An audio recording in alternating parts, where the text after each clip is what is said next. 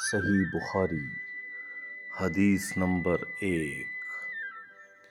رسول اکرم صلی اللہ علیہ وآلہ وسلم پر وحی کی ابتدا کیسے ہوئی؟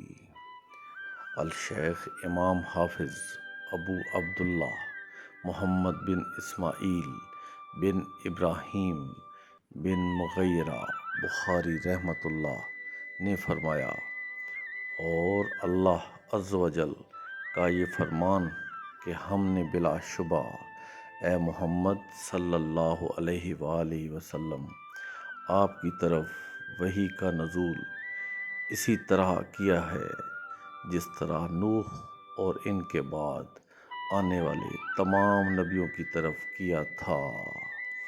آپ صلی اللہ علیہ وآلہ وسلم فرما رہے تھے کہ تمام اعمال کا دار و مدار نیت پر ہے، اور ہر عمل کا نتیجہ ہر انسان کو اس کی نیت کے مطابق ہی ملے گا۔